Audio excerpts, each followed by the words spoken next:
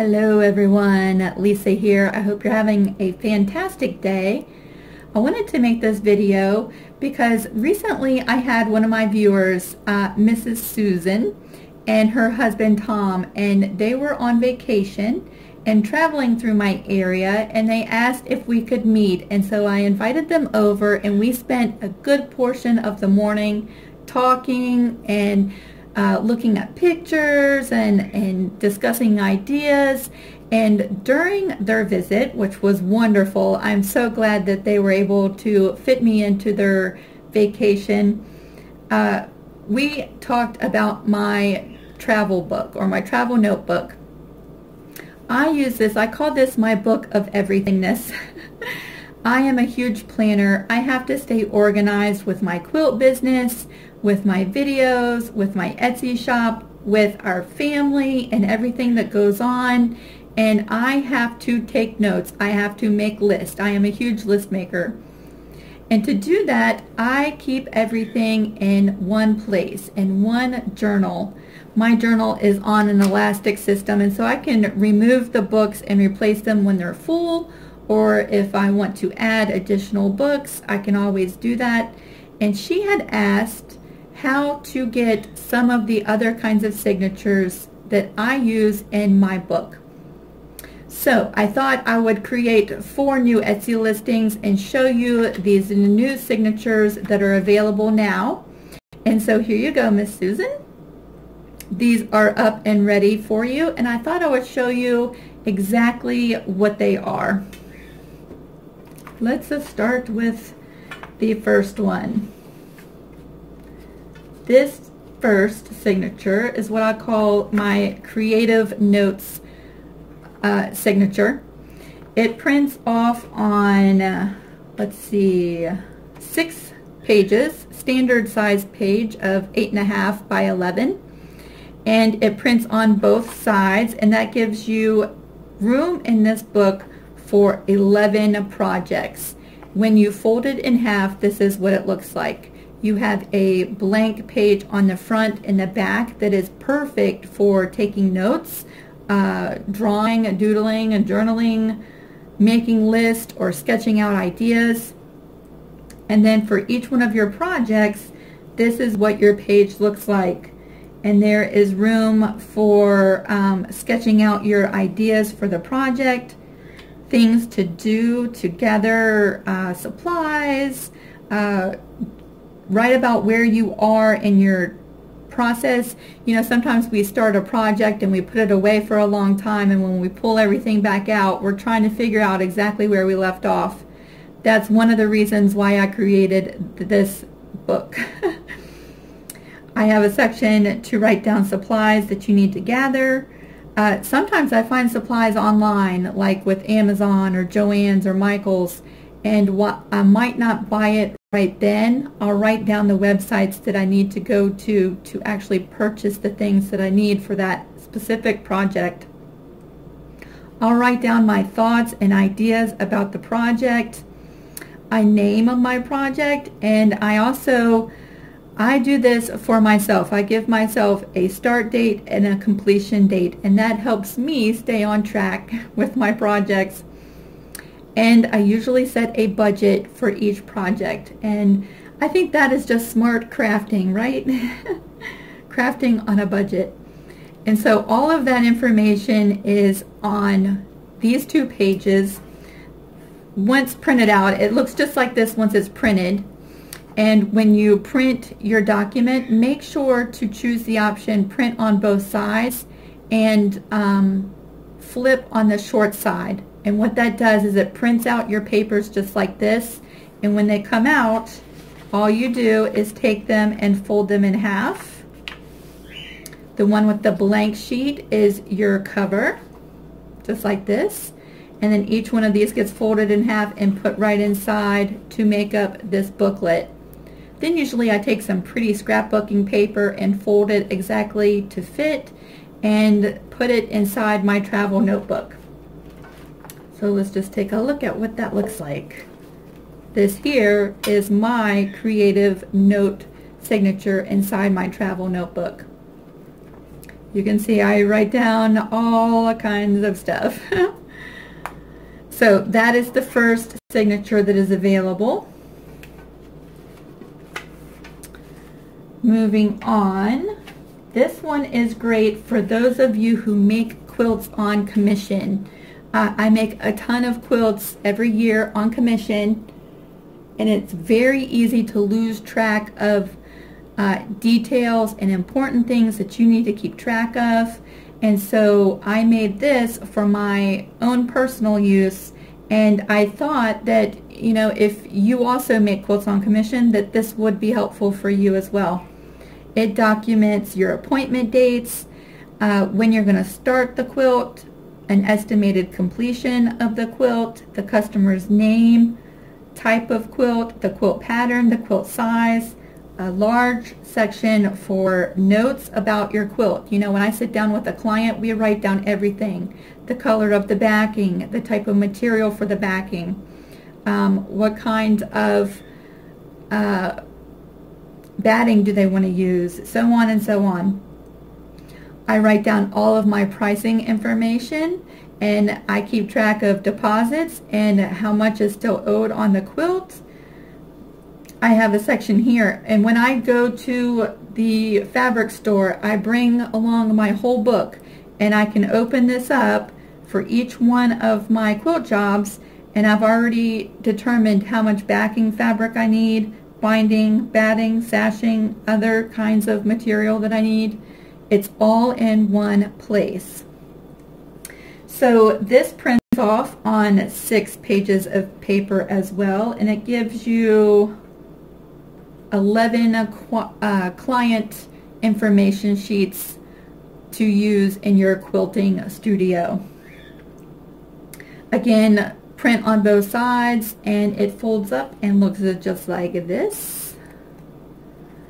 And so each page that you open up to looks exactly just like that. So that is in the Etsy shop as well. Then we will come to my planner. Let's see, here we go. And I've lost track, or no, it is here. It is here. There we go. Okay. I've been shifting papers all morning long, getting everything ready. This is the monthly planner, and if you are someone who likes to plan and organize your life and use calendars and weekly spreadsheets and bullet journaling, then you're going to love this. This is what it looks like when it's printed off. Of course, print on both sides and simply fold your sheet in half, and that makes up your signature. Within this signature, you have the front cover page, which is just blank lined paper for journaling or writing notes. We open this up to a blank calendar, and so there are little squares to write the dates, a notes section, and a little section to highlight anything important going on for this month. And then we have 2 sheets or a full spread of bullet journaling paper. So if you've never used a bullet journal before, I'm hoping that that focuses. Maybe not. There's tiny, tiny, tiny little dots here. And let me show you how I use mine. Okay. The dots are really hard to see from a distance, but up close, you can make little boxes, you can write on the line, and so from a distance you don't really see a line, but it helps you stay neat. And if you've never looked into bullet journaling, there are tons and tons of videos on YouTube, so maybe you could check those out. It's a lot of fun. So there's those 2 pages. Then you have 2 pages of lined paper again, and then we go into 5 blank weekly spreads that look just like this.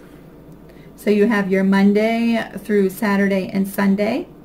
You have some journaling space, a to-do list, goals for the week, a small little note section, and this is a tracker. Not everybody uses this the same way. Sometimes I like to make sure I'm drinking 8 glasses of water a day. And so Monday I will mark through my boxes when I drink my water. Or if I'm taking a medication and you're supposed to take it 3 times a day, I will mark through 3 boxes for Monday or Tuesday or whatever day I'm supposed to take it. You can use this however you want to, but that's just some ideas of how you can use a box tracker like this. And then, of course, you would number the days of the week, and there's plenty of space here for writing what's going on in that day. I like adding stickers, and you know, at like Michael's and Joann's, they have all kinds of planner stickers. They fit exactly perfect in these spaces, and so I really get a lot of use out of the weekly spread. And again, I'll pull out my journal and just show you. Just like this. This was the week of 4th of July, so I have little fireworks around the 4th of July. I'm writing down my grocery list, appointments, things I have to do. You know, I plan out everything because I like to try to stay busy and fit as much as I can into a week. And to do that, I have to sit and plan everything out. As I go through the week, I color in the little boxes that I make, and that lets me know that I got it done. So there's 5 weeks of a blank weekly spreads.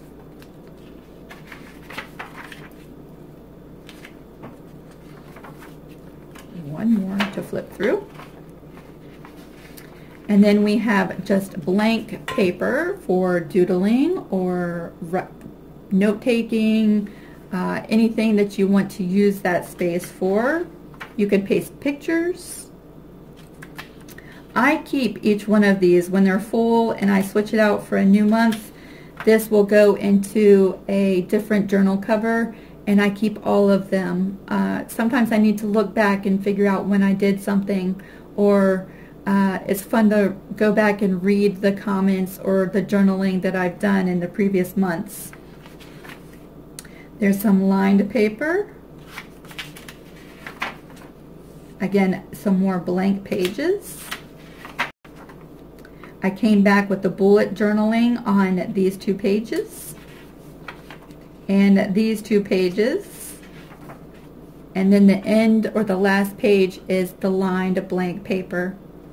So this, I don't know that I wrote all of this information down. I believe this prints out on 7 pages, and it looks just like this when you print it out. And of course you fold everything in half, and you have a little signature that goes into a journal just like that. What's great about these kits is that you can print off however many you want, and you can make journals for yourself. You can make journals to give away. I have given rights once you purchase the kit. If you want to make journals to sell, you can do that as well.